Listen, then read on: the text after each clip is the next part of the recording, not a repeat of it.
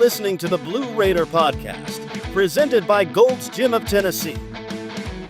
Your all-access pass to everything Middle Tennessee sports, game recaps, player spotlights, and the latest from the heart of Blue Raider Nation. Now, here's your host, Jay Golden. Welcome back into the Blue Raider Podcast. For today's player-exclusive interview, joining us is going to be Caroline Macander of the volleyball team. Caroline, thanks for joining us. Thanks for having me. Caroline, I love your story for a lot of reasons, and I'm going to bring this conversation to where volleyball was at the end of last season. A lot happened, a lot of dominoes fell, but you were always, pun intended, true blue. You stayed here. Was there ever, what was that like, kind of seeing all that unfold around you? Yeah, it was definitely hard, losing a lot of teammates, close friends to the portal or for different situations. But for me and talking to my parents after a rough season, that was never an option for me. I always wanted to stick out my time at MTSU. I really love it here. I love Murfreesboro, all the amazing people that I get to work with on a daily basis here. So for me, that was never really an option in my head because I just really do love MTSU, and I've always wanted to be here, and I will always want to be here too. Well, so that's an interesting part. So you never really, I guess you're not a part of the hiring process, but was there ever a conversation with Coach Keckler or anything like that? You just kind of always knew you were going to stick around? Yeah, I mean, we met Coach Keckler on Zoom early on in the spring, and I walked out of that room just so excited for this next season.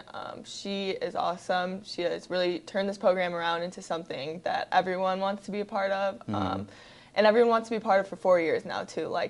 Their goal is to have players who want to stay here, just build that environment, because nowadays the portal is it's too casual, and students are using it a lot. And just making it like a home where students do feel like they can stay and be their best self for 4 years. You partially answered it there, but what about loyalty? And obviously it means a lot to you, but what does a university need? I guess in MTSU, what do they have that makes it easy to be loyal to? Yeah, I think the resources here, especially academic-wise. So I'm in engineering, which is tough as a student athlete, but they never told me, no, you can't do that.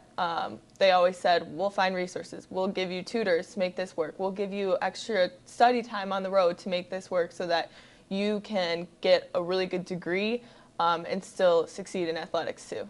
Very cool. And so we talked about this. You're from Chicago. Marie, another player who's from West Chicago. I mean, I know Chicago's a huge city. Was there any prior relationship before coming to MTSU? We never knew each other before I committed here, but we played each other many times. Okay. So when I committed, the coaches were like, hey, there's another girl from your area. And the very next weekend, we were across the net from each other, playing against each other in a tournament. So that was super cool. And then we kind of grew our bond for the rest of club season our senior year, and we've been inseparable ever since. She's my best friend, my roommate too, so it's been super cool to kind of have somebody who understands both ends from home and here too. I would say, because she stuck around as well. She's one of the few that also stayed. Was there ever any inner dialogue between you two about, hey, we're going to stick this out for our last year together? Yeah, I think both of us were injured at the end of season last year and just had a really hard season internally and mentally, physically with that injury, and we're like, hey, we've been here, we've worked so hard, we deserve a good year together, and let's just stick it out and for each other, keep pushing and hold each other accountable each day, but also just be that backbone for each other to fall on each day, since it really has just been us two. And obviously I'm creating those other relationships with my new teammates, but she's all I've had for the past 4 years.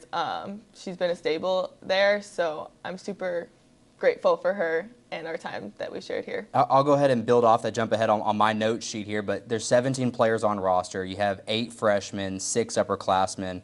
What kind of unique challenges does that create for you guys? Yeah, I think we have so much talent. This year, one of our struggles has been just creating that trust on the court. Volleyball is everyone has to do their job and trust that everybody else can do their job. And it's hard to do that when you're just meeting these people or our baby freshmen are just learning that that's kind of how it has to be. But it's been a really cool opportunity as an upperclassman to kind of take this program and make my impact on it, shape it for something in the future. take what I've learned from great leaders in the past that have been through this program and apply that, but also just creating new stuff that the team can use once I leave too. And I know these freshmen are going to grow up and be awesome leaders in this program and turn it into a powerhouse program. Caroline, you're the setter, a lot of assists, and you're segueing me great into my next question, setting me up, if you will. When you're a freshman, Taylor Eisert was here, the setter. She's, I think she was a conference setter of the year, her senior year, something like that. You've kind of fallen into that role right now where you're the setter. Andy Spees played a lot last year. I want to hear from you, reflecting on this senior to freshman leadership. If you could go back, what is something that you would tell freshman self that you need to learn these next 4 years that maybe you are bestowing on the freshmen this year? Yeah, I think volleyball is a lot of the physical side of the game, but I still talk to Taylor every day. She texts me every day. She keeps up with the program. But she was such a great role model for me about the mental side of the game. Like, setting, you want to be perfect. For some reason, setters always are perfectionists, but it's so hard. You're touching every single ball. Volleyball is a game of mistakes. So building that mental side of the game, yes, I can get a million reps, but having a good, clear brain to lead a team has been, I think, the biggest growth thing. So, like, kind of teaching the younger girls, like, make a mistake, so what? Like, next ball, don't let it get to you. Don't let it change your confidence at all, because it doesn't define you as a player. One mistake doesn't, one bad practice, one bad game doesn't define you. And just staying confident and, like, unwavering confidence in yourself that you can do it. We joked a little bit before we came on about not having class on Friday. That's kind of the veteran thing about being in college. That side, and you talked about it, you're an engineering student here. That obviously comes with a lot of its own battles and it's in and of itself off the court. How do you, I guess, as a freshman, that's something that even when I was in school, not as an athlete, but like I had to find my way through how to process work and school balance, but now you're an athlete and a student at the same time. Do you find that freshmen, they struggle with that from the get-go, and that's something that you kind of have to help hold their hand to guide them through that as well? Yeah, a little bit. That's funny you say that. We had an issue earlier this week, not an issue, but the freshmen didn't get to go to all their study hall hours, so the team had a little bit of running. But that's like we laugh about that because that's freshman stuff. You're going to go through that, and that's okay. It's bound to happen. Like, you're going to make a mistake as a freshman, but just, like, learning and growing from that. So, like, the next week, I'm going to get those study hall hours in, and I'm not going to let that happen again. But definitely just, like, balancing that schedule. I think they've been doing a great job of it, and the coaches give us a lot of time on the road to, like, study hall hours, work on our academics, so that's also been really nice this year. I can imagine the travel schedule, too, especially early in the year because you're on the road for a couple of days at a time. Just trying to balance the study with it all. But it's an interesting piece with so many young pieces. But I want to go back to you when you were younger.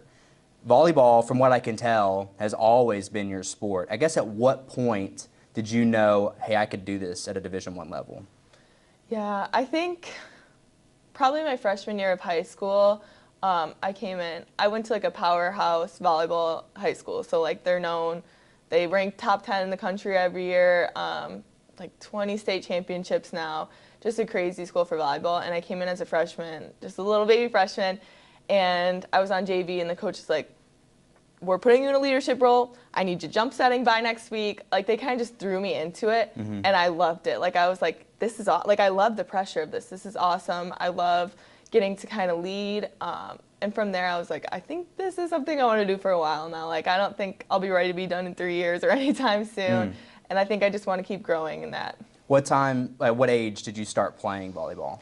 I think maybe like 10 years old. I started playing because my sister was playing. Okay. And I was like, oh, that's cool. Maybe I'll try it. I was always a basketball girl.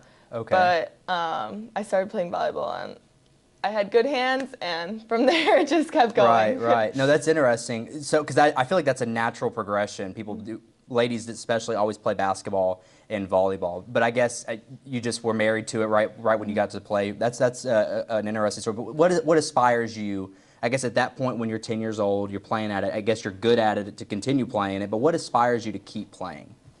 Yeah, that's a really good question.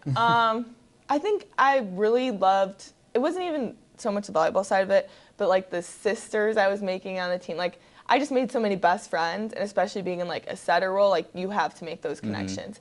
And every day I loved going to practice, learning something new, running a new set, and then just like getting to celebrate that with my teammates that were my best friends was so cool to me. So like those relationships you get to make, and I know you can make those in all sports, but I just felt like it was closest being like a setter on a team, getting to bond with my teammates there. How do you, I guess you kind of said it a little bit earlier, how does one find themselves into a setter role? Because volleyball, I guess from someone on the outside, doesn't know that there is specialists. So you have a libero, a defensive specialist, a setter as you are, you have hitters.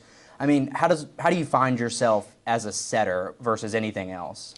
Yeah, this is a funny story actually. So I went to my first club tryout when I was like 10 years old, and they were like, "What position are you?" And I had no idea what the question was asking. I just knew my sister was a setter, so I was like, "Oh, I'm a setter." Okay. And I went over to the setter's court, and they're like, "Wait, you have good hands." So I kind of just stuck with it from there. But also, the setter position is so much IQ. Like, you are looking ahead in the game when like hitters are just like, "Woo, let me go hit the ball as hard as I can." But like, there's so many things that setters are looking for across the net from an IQ standpoint, and I really like that. I really like getting to use my brain to try to like outsmart the block on the other team or make the best setup for my hitters that I can. So I really like that aspect of the setting position. How much studying actually goes into being a setter? Oh, a lot for sure.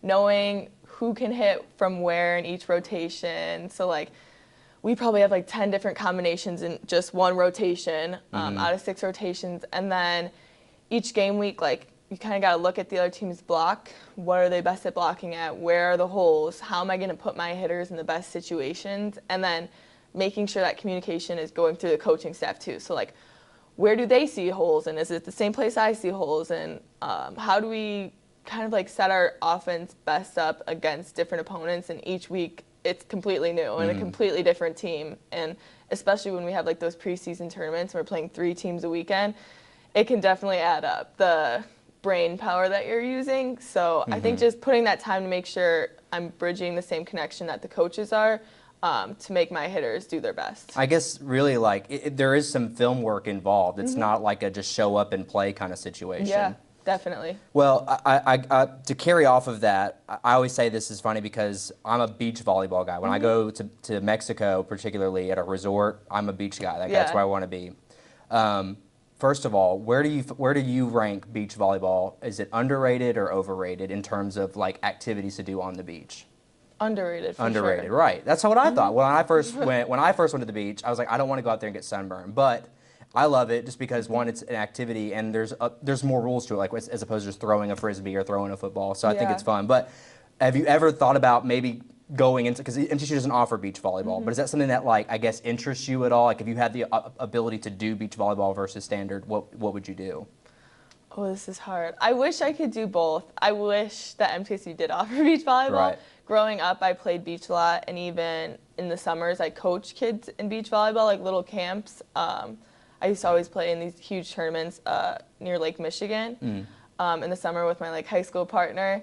So I love that. But beach also helps develop indoor players so much. Like vertical-wise, obviously, the sand is going to help your jump get a lot higher. And then shot selection, like you're just playing with 2 people.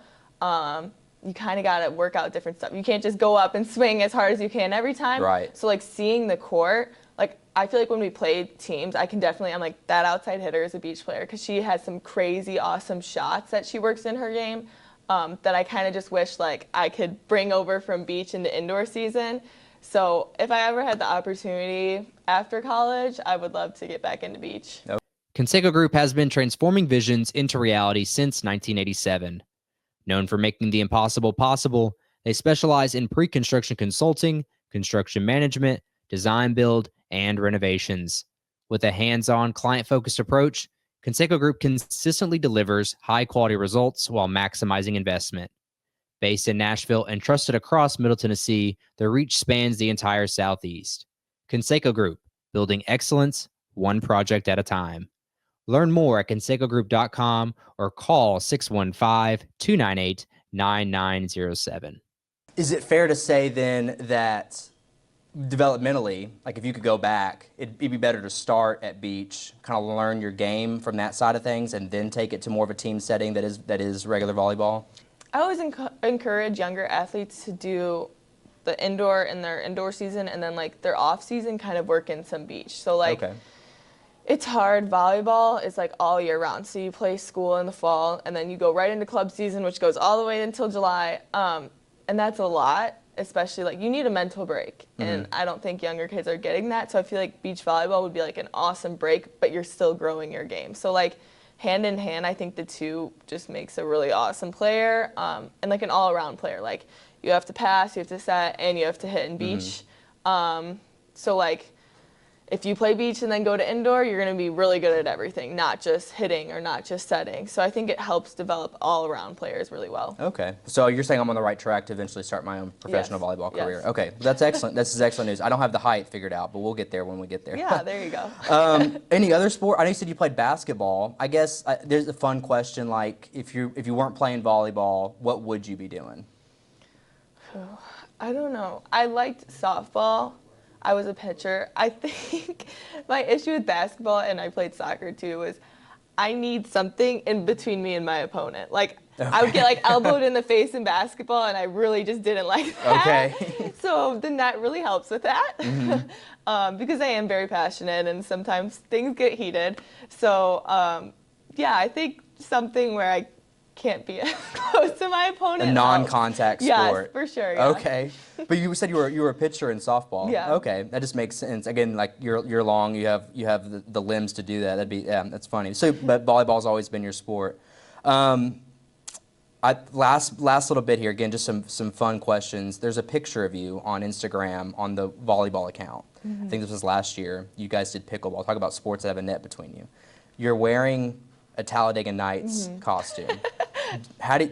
Are you a Cal Naughton fan? What is it?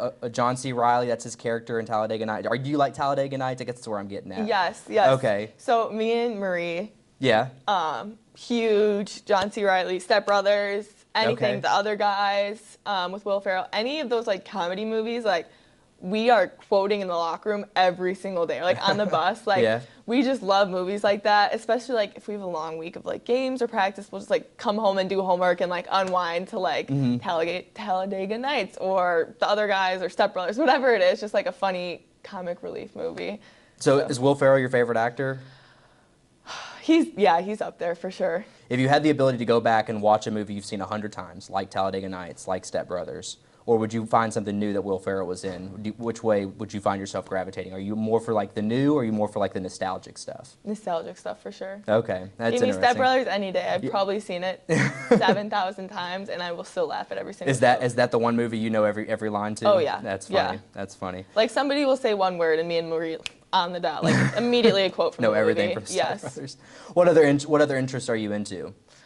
I really like, this is funny, I color. So like my team is like, what are you doing? But I don't like to scroll as much. Like I feel like it just doesn't help me like stress relief. So if we're on like a long bus ride and I don't have schoolwork, I'll get out my markers and a nice coloring book to like avoid technology as much. Like I don't feel like that helps me. And I also like reading a lot too. Okay, so that's a coloring book. Like you're a coloring book. I mean, that's what it is what it is. But that's funny that that's a stress relief. Everyone has their own different way. You're an engineer student, mechatronics. What are you looking to do with that? I get asked this a lot. Yeah. I'm not really sure yet. There's a lot you can do with that degree. I toured at some company last year that was a cosmetics company, and they're like factory line. So I think that would be really interesting, like coding factory line machines in my future. But really anything, like I do like talking to people. I'm a very people person, so I don't want to just be behind a computer all day. I want to be involved in something probably more civil engineering where I do get to work with people on a daily basis. But yeah, and I always tell our coaches that when I'm done, I promise I'll code them a volleyball shagging robot. Okay. And an app that can track how fast the set is, because those are things we need in the gym every day that just don't exist. So I was like, I'm on it. Right when I'm done, I'm on it. You could probably make quite a bit of money doing that there too. we go. So was it math or was it science that you were good at? How do you fall into engineering? I've always been pretty good at math and science. Mm-hmm. I didn't want to admit that, but it always came easily to me, even though it's not super fun. In high school, it was always just clicking for me right away. And I never wanted to do any more school after my 4 years of college. I don't want to go to like med school or anything like that. I've had enough school. I understand that, yeah. So, I think engineering was, my grandpa's also an engineer and my uncle. So kind of growing up watching them do their thing was cool. And I was like, hey, let's get a female engineer in the family. There you go, very cool. Well, Caroline, as we wind down here, you're getting into conference play now. We'll get back to that side of things.